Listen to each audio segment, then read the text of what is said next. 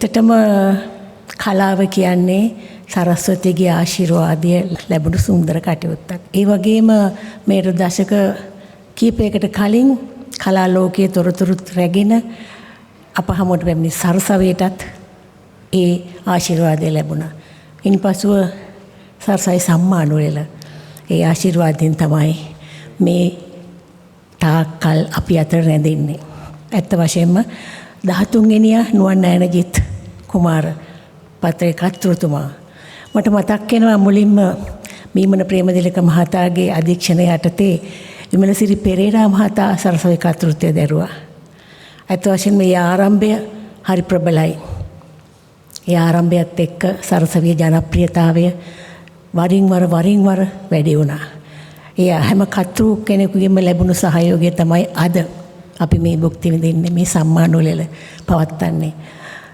සම්මාන ගැන කතා කරනකොට මගේ සම්මාන ගැන මේ මහත්මයා කිව්වා.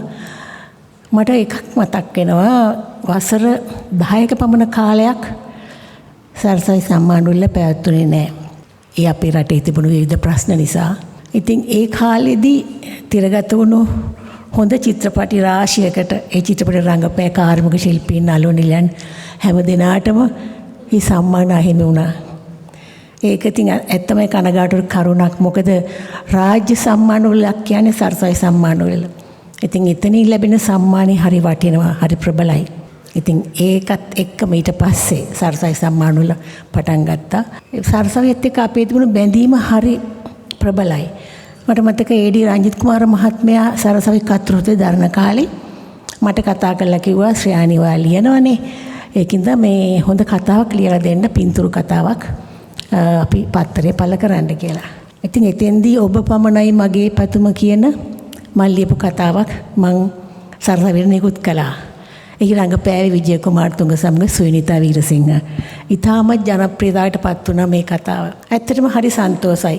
ඒ බැඳීම හැම රංගන ශිල්පිනියෙක්ම කාර්මික ශිල්පිනියෙකුටම සරසවි පත්තරය කිසිදු වෙනසක් නැතුව Tamanගේ කරන මෙහෙය ලබා දුන්නා.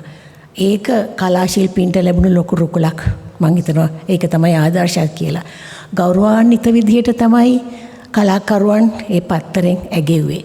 ලිපි ලේඛන සැකසුනේ, ඡායාරූප පළ කරේ. ඒ ගෞරවය අදටත් සරසවි පත්‍රයට තියෙනවා. ඒක තමයි මම හිතන්නේ අපි මේ බැඳීම මේ තරම් ප්‍රබල වෙලා තියෙන්නේ.